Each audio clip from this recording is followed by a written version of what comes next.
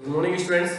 आज जो है हमारा टॉपिक जो हम ले रहे हैं वो आपको मैं ग्राफ बता रहा हूँ। आज सभी ट्रिग्नोमेट्री फंक्शन के sine theta, cos theta, tan theta, sec theta और कोसेक थीटा के हम ग्राफ करेंगे आज। ठीक है, सबसे पहले साइन थीटा का। और जो अभी तक जिन भी स्टूडेंट्स को डाउट है, ठीक है, वो मैं आज कल आपका एक्स्ट्रा क्लास लूंगा।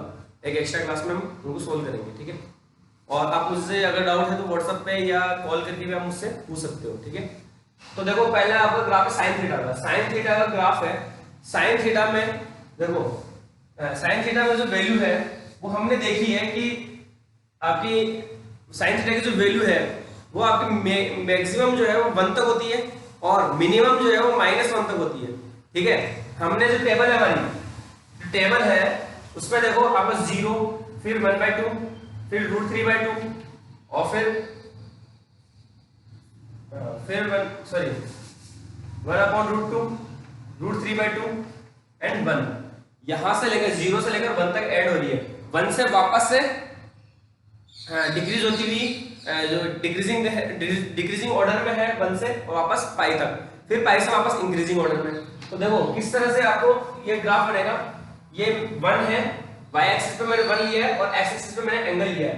sin theta equals to x। तो ये थीटा एंगल तो मैंने नोट किया आपको x एक्सिस पे, और जो वैल्यू आएगी ये y, ये इसको y ले लो,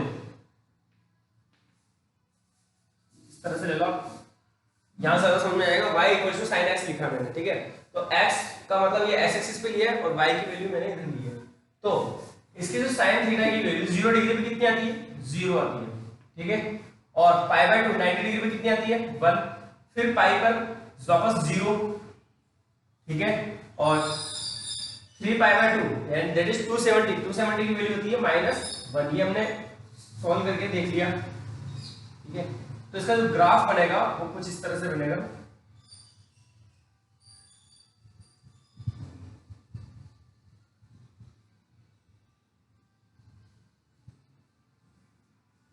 और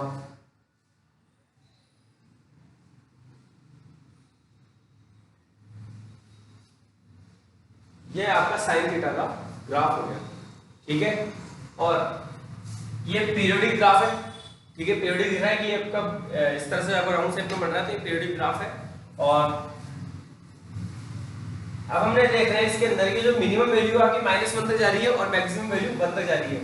इसका मतलब इसकी जो रेंज है, साइन थीटा की जो रेंज है वो कहां से कहां तक हुई? -1 से लेकर के 1 तक। ठीक है ना, इसकी रेंज हुई आपकी -1 से लेकर 1 तक।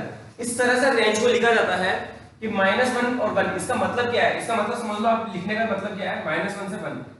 ठीक है, सबसे पहले मिनिमम वैल्यू लिखी जाती है, फिर सबसे लास्ट में मैक्सिमम वैल्यू जाती है। मिनिमम और मैक्सिमम लिखी जाती है, बीच वाली वैल्यू नहीं लिखी जाती है। और इसको स्क्वायर ब्रैकेट में लिखने का मतलब है कि आपका -1 भी आ सकता है और 1 भी आ सकता है। ये मैंने सेट थ्योरी जो आपकी फर्स्ट चैप्टर है सेट, उसमें ये चीजें समझ में आ जाएगी। लेकिन फिलहाल ये चीज आई है आपके, तो अभी समझ लो इसको। ठीक है ना, सेट थ्योरी में ये सारी चीजें आपकी अच्छे से एक्सप्लेन की हुई है। तो -1 से 1 का मतलब है मिनिमम से लेकर मैक्सिमम आपको लिखना है और स्क्वायर ब्रैकेट में लिखना है। फिलहाल इतना समझ लो आप। ठीक है, और स्क्वायर ब्रैकेट, दो ब्रैकेट इसमें यूज होते हैं, दो ब्रैकेट, एक तो स्क्वायर ब्रैकेट हो गया और एक स्मॉल ब्रैकेट हो गया। ठीक है, अपन क्लोज ब्रैकेट और ओपन ब्रैकेट बोलते हैं इसको सही तरीके से आपको बोला जाता है क्लोज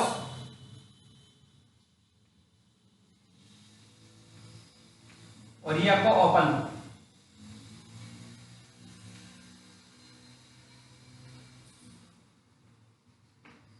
ठीक है, क्लोज ब्रैकेट का मतलब है कि आपके ये दोनों नंबर भी आ सकते हैं और इनके बीच वाले नंबर भी आ सकते हैं। ओपन ब्रैकेट का मतलब ये होता है कि आपके केवल इनके बीच वाले नंबर ही आएंगे। ओपन में लिखा हुआ है, इसका मतलब है कि इनके बीच वाले नंबर ही आएंगे, ये दोनों नंबर नहीं आएंगे। -1 और 1 जो है उसमें इंक्लूड नहीं है। ठीक है, तो ये आपका साइन थीटा का ग्राफ। इसी तरह से सेम टू सेम आपका कॉस थीटा का ग्राफ होगा। बिल्कुल इसी तरह से कॉस थीटा का ग्राफ।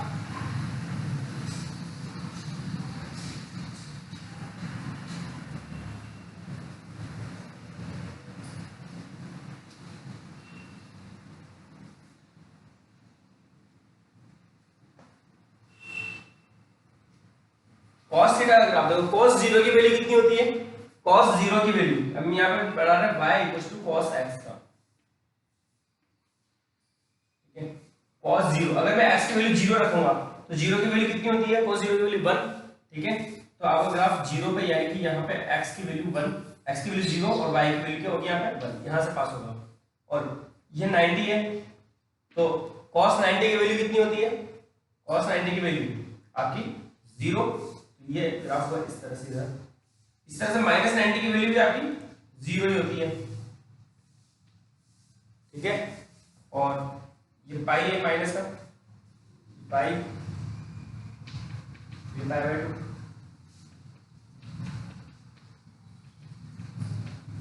देखो ये ग्राफ बनेगा आपका इस तरह से।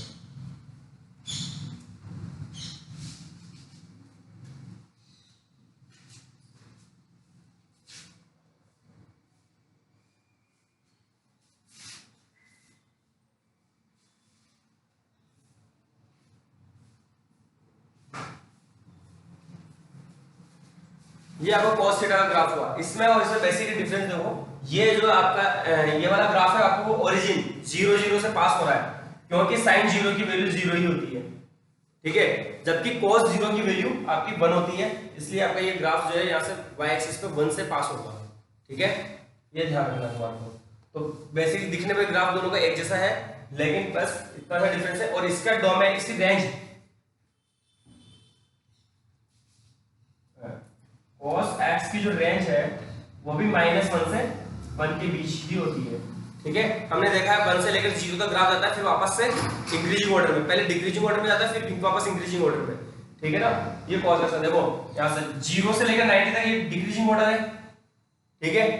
फिर 90 से लेकर 180 तक भी डिक्रीजिंग ऑर्डर रहेगा, मतलब ये 1 से लेकर के 180 तक आपका डिक्रीजिंग ऑर्डर में है। फिर 180 से लेकर के और 2 पाई यानी कि 180 से लेकर के 360 तक, यहां से लेकर यहां तक आपका ये इंक्रीजिंग ऑर्डर में है, ठीक है। और देखो यहां से क्वाड्रेंट भी समझ में आ रहा है कि 90, ये आपका 90 है, पाई बाय 2 का मतलब 90, ठीक है। और पाई का मतलब 180, 3 पाई बाय 2 का मतलब 270, तो 90 से लेकर 270 के बीच में आप चाहो तो यहाँ पे इस तरह से लो 90 डिग्री, ये 270 डिग्री, ठीक है। तो 90 से लेकर 270 डिग्री के बीच में आपको माइनस में, क्लियर। और मैंने आपको क्वाड्रेंट सिस्टम से समझाया था कि भाई आपका जो cos है वो कहां पॉजिटिव होता है, cos यहां फोर्थ क्वाड्रेंट में पॉजिटिव होता है, ठीक है। तो ये सेकंड और थर्ड इनमें क्या होता है, नेगेटिव होता है, सेकंड और थर्ड क्वाड्रेंट। तो देखो यहां दिख रहा है कि सेकंड क्वाड्रेंट पाई बाय 2 से लेकर पाई सेकंड क्वाड्रेंट, और पाई से लेकर के 3 पाई बाय 2 ये आपका थर्ड क्वाड्रेंट। तो दोनों क्वाड्रेंट में आपका नेगेटिव है, एक्स एक्सिस से नीचे की साइड है, इसका मतलब नेगेटिव है, ठीक है। एक्स एक्सिस जो ऊपर है वो पॉजिटिव वैल्यूज के लिए। तो आप यहां से पता कर सकते हो, ग्राफ अगर आपके दिमाग में है तो ये भी आप पता कर सकते हो, ध्यान में रह सकता है आप आगे भी जाकर के कि कहां पर हमारा जो है पॉजिटिव होगा, कहां पर नेगेटिव होगा, क्लियर। इस तरह tan x और cot x का ग्राफ देखो। अब देखो यहाँ पे y = tan x का मैंने ग्राफ लिया है, और y = tan x, आप पहले से टेबल को देखो, टेबल क्या होती है, tan 0 की वैल्यू 0, tan 30 की वैल्यू अपॉन √3, फिर 1 और फिर √3 एंड देन इनफाइनाइट। तो यहाँ इनफाइनाइट आ रहा है इसके अंदर, ठीक है। इनफाइनाइट आ रहा है, इसका मतलब क्या हुआ कि इसकी जो वैल्यू है, इसका जो रेंज है वो बाउंडेड नहीं है, ठीक है ना, वो ओपन है, क्योंकि इनफाइनाइट आ रहा है। इनफाइनाइट आने का मतलब है कि रेंज कोई फिक्स नहीं हुई, इसकी बाउंडेड नहीं है, ठीक है, अनबाउंडेड है। तो इसकी जो रेंज होती है, tan x की जो रेंज होती है वो आपकी क्या होती है, माइनस से इनफाइनाइट। अगर ये प्लस में इनफाइनाइट जा रहा है तो ऑब्वियसली माइनस में भी इनफाइनाइट जाएगा, क्योंकि tan 90 की वैल्यू जो है वो आपकी इनफाइनाइट है। तो tan माइनस 90 की वैल्यू, या हम कह सकते हैं कि tan 270 की वैल्यू वो क्या होगी, माइनस इनफाइनाइट होगी। तो इसका मतलब मिनिमम में भी माइनस में इनफाइनाइट जा रहा है और मैक्सिमम में भी है माइनस में प्लस में इनफाइनाइट जा रहा है। तो इसकी जो रेंज हुई वो माइनस इनफाइनाइट से इनफाइनाइट होगी, ठीक है। और मैंने जैसे ये बाउंडेड नहीं है, ओपन है, तो इसलिए आपका ये स्मॉल ब्रैकेट आएगा, ठीक है। बाउंडेड होने का मतलब है कि वो वैल्यू भी आ सकती है, इनफाइनाइट कोई वैल्यू नहीं होती है, इनफाइनाइट कोई नंबर नहीं होता है, ठीक है ना। इनफाइनाइट का मतलब आपने 10th क्लास में भी लिखा है, नॉट डिफाइंड, जिसकी कोई डेफिनेशन ही नहीं है, ठीक है। इनफाइनाइट का मतलब बस इनफाइनाइट, कोई नंबर नहीं होता इनफाइनाइट, इसलिए यहाँ पे यहाँ ओपन लगाया मैंने इंटरवल कि ओपन है, कहीं तक भी जा सकता है, ठीक है। क्लोज का मतलब फिक्स हो गया कि यहीं तक ही रहेगा और वहां तक में भी वो वैल्यू आपकी फिक्स है, ठीक है। ओपन इंटरवल लगेगा, मैंने भी समझाया आपको, ये ओपन इंटरवल का साइन है और ये क्लोज इंटरवल है। और हम हमारी लैंग्वेज में स्मॉल ब्रैकेट और लार्ज ब्रैकेट बोल सकते हैं, स्मॉल ब्रैकेट स्क्वायर ब्रैकेट बोल सकते हो, कुछ भी आप बोल सकते हो, कोई दिक्कत नहीं है, ठीक है। अब देखो ग्राफ इसका, तो जो ग्राफ है मैंने लिखा है कि 90 पर क्या होता है, इनफाइनाइट हो रहा है, ठीक है। तो 90 इनफाइनाइट होने का मतलब क्या होता है, किसी इनफाइनाइट नंबर का ग्राफ अगर बनता है तो किस तरह से बनता है कि वो उस लाइन को टच नहीं करेगा, यानी कि 90 पर 90 पर इनफाइनाइट है, -90 पर भी इनफाइनाइट है, तो ये ग्राफ यहां से चालू होगा, इसके इस लाइन के टच नहीं करेगा, 90 को क्रॉस नहीं करेगा, ठीक है ना। तो 90 को क्रॉस कर जाएगा, सपोज कि मान लो यहां मैंने क्रॉस करा दिया 90 से, इस जगह अगर वो 90 की लाइन को क्रॉस हो गया तो ये पॉइंट फिक्स हो गया, यहाँ पे एक x की y की कोई ना कोई वैल्यू फिक्स है, 2 3 जो भी है, ठीक है। तो वैल्यू फिक्स नहीं हुआ है हमारे पास, इनफाइनाइट है, तो इनफाइनाइट होने का मतलब है यहाँ से वो जो है आपका ग्राफ क्रॉस नहीं होना चाहिए, ठीक है। और π/4 45 की वैल्यू कितनी होती है, 1, दैट इज ये, अगर हम यहाँ π/4 लेते हैं, यहाँ पे माइनस का π/4 ले लिया तो यहाँ पे 1 -1 से पास होना चाहिए, ठीक है। तो देखो ये इसका जो ग्राफ बनेगा वो इस तरह से बनेगा,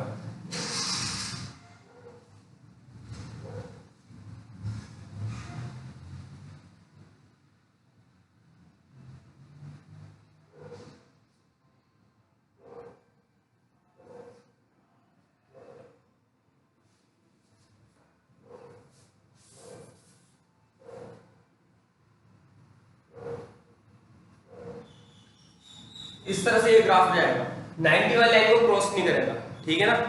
और इसके बाद इसी तरह से आपका 90 पे इनफाइनाइट है और इससे 270 पे भी इनफाइनाइट होगा, तो 270 पे जो ग्राफ जाएगा वो इस तरह से जाएगा,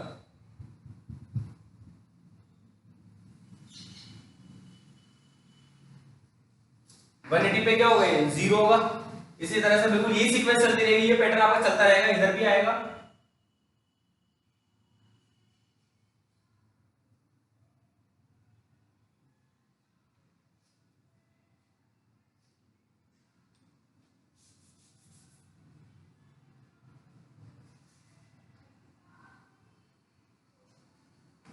क्लियर है।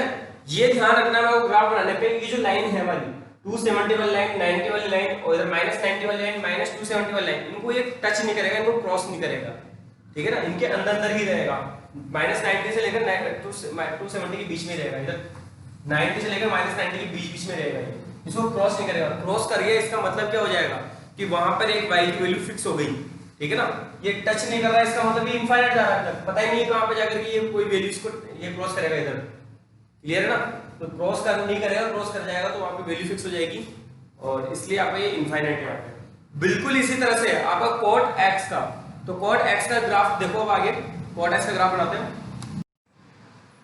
देखो जो ग्राफ है वो आपके एग्जाम में नहीं आने वाला है, ठीक है ना, लेकिन इनको समझना बहुत जरूरी है, मान लो, ठीक है। ग्राफ जो है आपको समझना बहुत जरूरी है, हमें अच्छे से दिमाग में, ग्राफ क्या, एक पिक्चर है, एक इमेज है, ठीक है। इसकी ये जो हम जितनी भी थ्योरी हमने पढ़ी है कि क्वाड्रेंट सिस्टम की और वैल्यूज के लिए, ये इनके सबके लिए एक पिक्चर है, ठीक है। एक होता है कि हम किसी इंसान के बारे में बात करें कि हाँ वो इंसान ऐसा है, इंसान ऐसा है, और एक सामने उसकी फोटो देखें या उसको लाइव देखें, तो दोनों में चीजों में डिफरेंस होता है। तो ये एक तरह से फोटो है उसकी, ये आपने जितने भी रूल्स हमने अभी तक पढ़े हैं, कौन कौन सा quadrant system, minus, negative, positive, ये सारी चीजें हमने पढ़ी है, उनकी एक पिक्चर है, फोटो है, ठीक है ना। तो ये फोटो दिमाग में आपके होनी चाहिए। अब देखो ये cot x का मैंने ग्राफ बना रहा हूं यहाँ पे, ये tan x का बनाया था हमने, ठीक है। tan x में देखो ये ये 90 से लेकर -90 तक हमने देखा कि 90 पर ही इनफाइनाइट था, जबकि cot x जो है वो 0 पे इनफाइनाइट होता है। cot x की टेबल क्या होती है, cot x की टेबल होती है 0, √3, 1 इनफाइनाइट, स्टार्टिंग में इनफाइनाइट, √3, 1/√3 एंड 0। तो 90 पे वो 0 होता है, cot x की जो टेबल है वो 90 पे 0 है, ठीक है।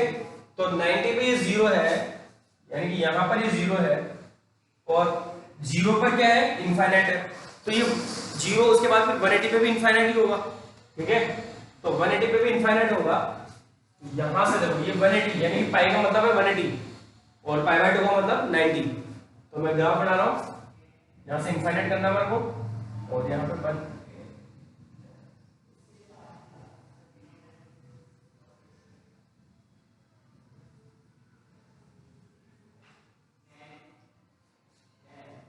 ठीक है, 90 180 पर इनफाइनाइट हो गया, 0 पर भी इनफाइनाइट हो गया। इनफाइनाइट होने का मतलब है कि जिस पॉइंट पर वो इनफाइनाइट है वहां पर वो उसको क्रॉस नहीं करेगा, ठीक है ना।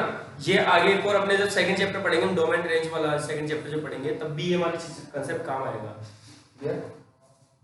फिर देखो, फिर हमने देखा है कि ये जो क्वाड्रेंट है आपका, ये फोर्थ क्वाड्रेंट सिस्टम में देखो 0 से लेकर -90, ये कौन सा क्वाड्रेंट है? 0 से लेकर -90 जो होता है आपका,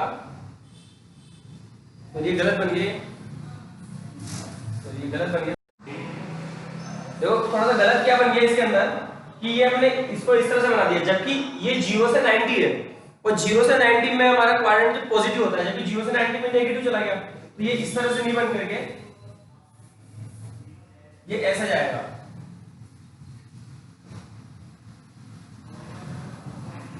इस तरह से जाएगा, ठीक है।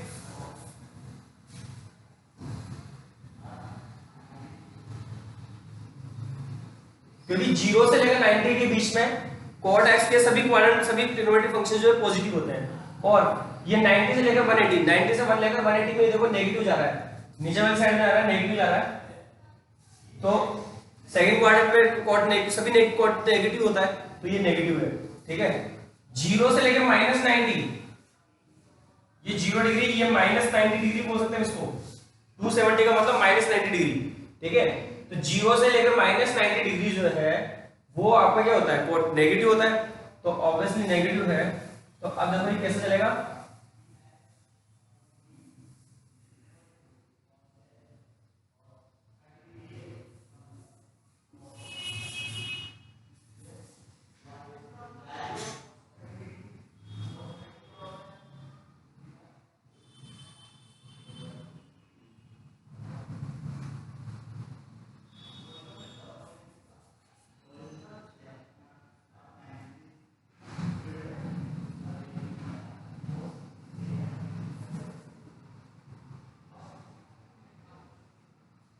इस तरह से ये आपको ग्राफ बनेगा, ठीक है। और फिर आपके इधर से 2 -2 पाई से -पाई के बीच में भी यही आपकी सीक्वेंस चलेगी।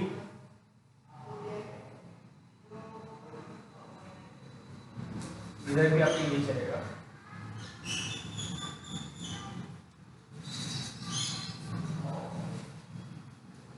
इस तरह से आपका ये cot x का ग्राफ हुआ, क्लियर है।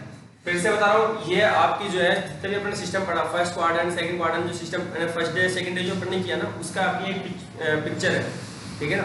उसकी एक फोटो है कि भैया ऐसा सब समझ सकते हो आप कि देखो 0 से लेकर 90 के बीच में ये 0 पे इनफाइनाइट वैल्यू है, 0 से लेकर 90 में अभी पॉजिटिव है, फिर 90 से लेकर 180 में नेगेटिव जा रहा है, फिर 180 से लेकर 270 के बीच में वापस क्या है? पॉजिटिव है। यानी कि 180 से 270 कौन सा क्वाड्रेंट होता है?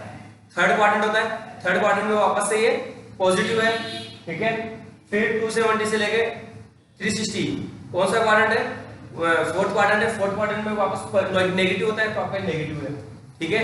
वही चीज आपकी इधर रूल अप्लाई होता है। तो ग्राफ से जो है थोड़े से कंफ्यूजन होता है, जो डाउट्स होते हैं वो आपके क्लियर हो जाते हैं, इसलिए मैं आपको ग्राफ करवा रहा हूँ। अब इसका रेंज, इसकी रेंज क्या होगी?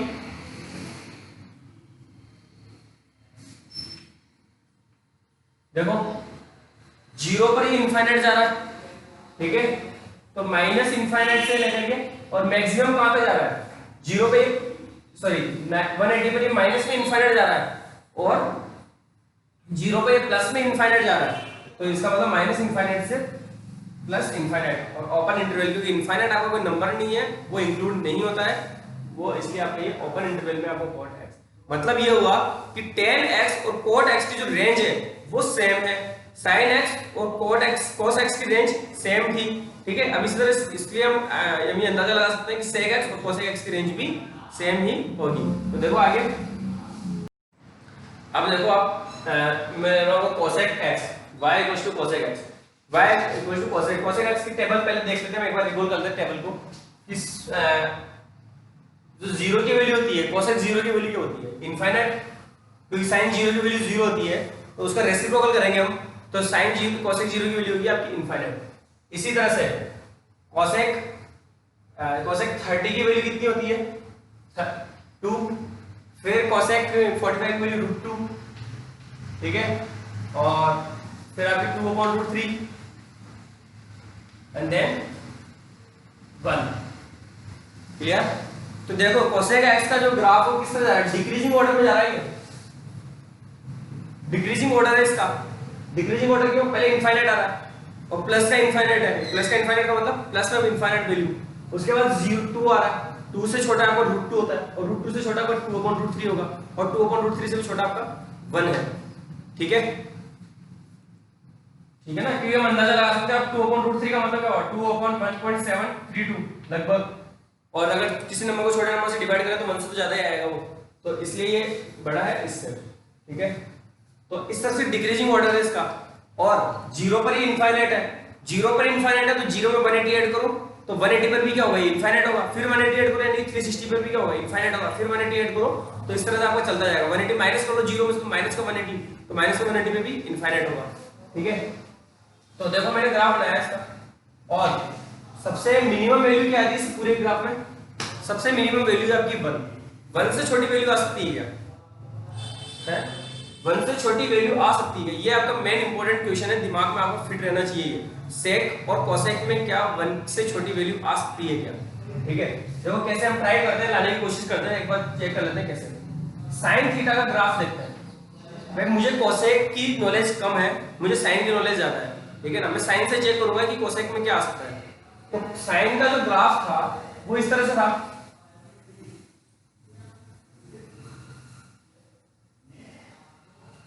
ठीक है, मतलब 1 से लेकर के -1 के बीच में था, 1 से लेकर -1 से लेकर 1 के बीच में था। ठीक है, तो इसमें 1 तो आ रहा है, लेकिन ये -1 से 1 का मतलब क्या हुआ कि -1 से 1 के बीच में अगर कोई वैल्यू होगी उसका हम रेसिप्रोकल करेंगे तो वो 1 और -1 से ज्यादा ही होगा। ठीक है, फॉर एग्जांपल मैंने माइनस का 1/2 ले लूं, माइनस का 1/2, इससे छोटी वैल्यू तो आ सकती है। ठीक है, छोटी वैल्यू तो आ जाएगी क्योंकि -1/2 रखा हमने, -1/2 का रेसिप्रोकल माइनस का 2, तो वो 1 से छोटा हो गया, -1 से भी छोटा है। ठीक है, लेकिन क्या नहीं आ सकता, इसके बीच का जो नंबर है -1 से 1 के बीच में जो नंबर है वो कभी भी कोसेक में नहीं आ सकता। समझ में आई क्या आपको? -1 से लेकर 1 के बीच में जो नंबर आते हैं वो आपके कोसेक में नहीं आ सकते, वो कोसेक में नहीं आ सकते।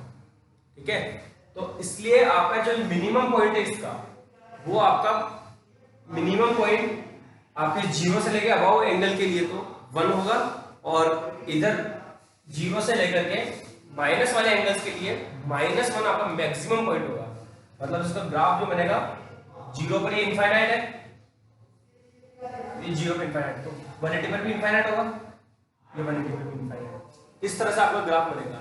इस वाले पोर्शन में कोसेक एक्स का ग्राफ नहीं आएगा। इसका मतलब ये हुआ कि इसकी जो रेंज है उसमें 0 से लेकर 1 के बीच वाली वैल्यू नहीं आएगी। 1 तो आ रहा है, 1 तो आ रहा है, 1 वाले पॉइंट पे क्रॉस कर रहा है। ठीक है, इसी तरह से आगे देखो -1, यहां जो ग्राफ बनेगा वो इस तरह से,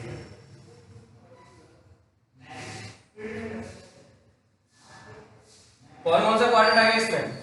आपका क्वाड्रेंट आ गया इसमें आपका थर्ड और फोर्थ में नेगेटिव होता है, थर्ड और फोर्थ में नेगेटिव ही है, एक्स एक्सिस से नीचे वाली साइड में है। ठीक है, यहां पर भी आपका इस तरह से ग्राफ बनेंगे,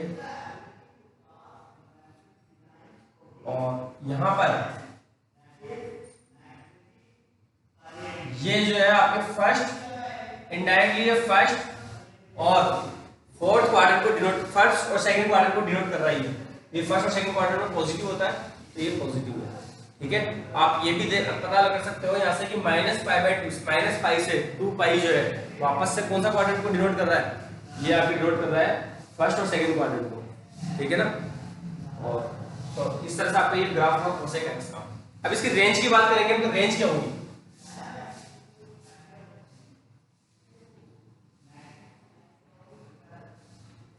इधर तो आपका इनफाइनाइट जा रहा है, ठीक है ना, इधर भी आपका ये इनफाइनाइट जा रहा है, प्लस में भी इनफाइनाइट जा रहा है, लेकिन ये जो पोर्शन है ये से लेकर यहां तक का, ये 1 से लेकर के -1 तक का, इसमें आपको कोसेक एक्स का कोई ग्राफ ही नहीं आ रहा, ये पोर्शन आपको खाली है, ठीक है ना, इसका ये वाला जो पोर्शन है 1 से लेकर के -1 वाला पोर्शन वो खाली है।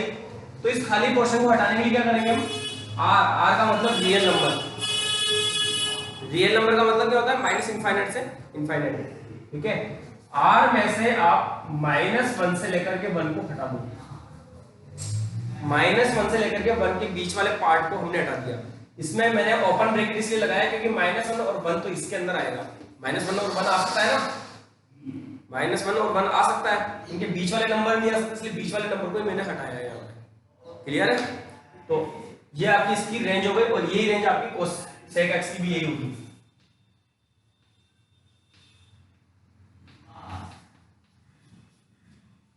क्लियर है।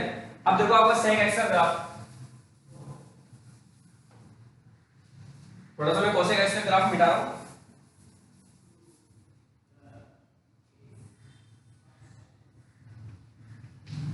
देखो सेक एक्स में, सेक एक्स की जो टेबल है उसमें आप देखोगे सेक 90 की वैल्यू जो है वो आपकी इनफाइनाइट है, तो सेक 90 की वैल्यू इनफाइनाइट है, तो 90 पे आपका ये इनफाइनाइट होगा और 1 से ही आपका क्रॉस करेगा,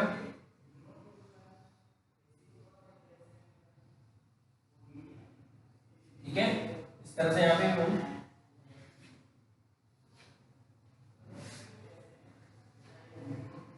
और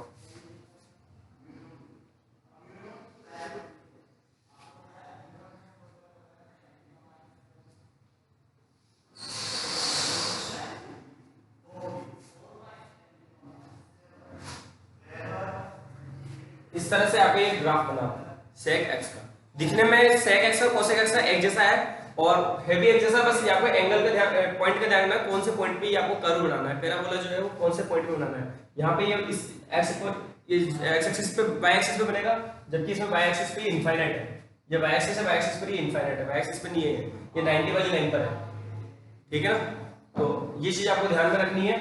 और मैं बता दूं आपको कि यहां से लेकर देखो, यहां से क्वाड्रेंट सिस्टम, ये 0 से लेकर 90 तक आपका फर्स्ट क्वाड्रेंट, ये सेकंड क्वाड्रेंट, ये आपका थर्ड क्वाड्रेंट, ये फोर्थ क्वाड्रेंट, इसी तरह से यहां से ऑपोजिट चलेगा, ये फोर्थ क्वाड्रेंट है, यहां से यहां तक कौन सा क्वाड्रेंट है, फोर्थ, ठीक है।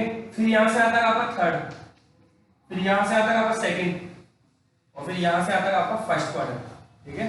कैसे, देखो 0 डिग्री है, अगर मैं एंटी क्लॉकवाइज चलता हूं तो आपके एंगल पॉजिटिव रहते हैं, एंटी क्लॉकवाइज एंगल जो पॉजिटिव होता है, यहां 0 है तो यहां 90 होगा, ठीक है। और मैं क्लॉकवाइज चलता हूं तो एंगल आपके नेगेटिव होंगे, जैसे यहां से यहां तक ये 90 डिग्री होने में, ठीक है, लेकिन 90 कौन सा है, माइनस का 90 है। फिर इधर से अगर मैं काउंट करूंगा तो इसको 180 भी बोल सकता हूं, मैं इधर से काउंट करेंगे तो 180 प्लस का, और इधर से काउंट करेंगे तो 180 माइनस का, दोनों लिख सकते हैं यहां पे, ठीक है ना। 180 माइनस भी यहीं पे है, 180 प्लस भी यहीं पे है, उसी तरह से यहाँ पे -270, ठीक है। तो देखो आपका ये फर्स्ट, ये हो गया फोर्थ क्वाड्रेंट, देखो 0 से लेकर -90 फोर्थ क्वाड्रेंट, -90 से लेकर के 180, -90 से लेकर 180 कौन सा क्वाड्रेंट है, थर्ड, ठीक है। फिर -180 से लेकर 270 कौन सा क्वाड्रेंट है, सेकंड, फिर 270 से लेकर ये फर्स्ट, क्लियर है। तो इस तरह से आज अपने जो ग्राफ सिस्टम किए हैं, और कोई भी डाउट हो तो आप मुझसे बार बार पूछो, व्हाट्सएप पे मैसेज करके या कॉल करके आप मुझसे पूछ सकते हो। Thank you.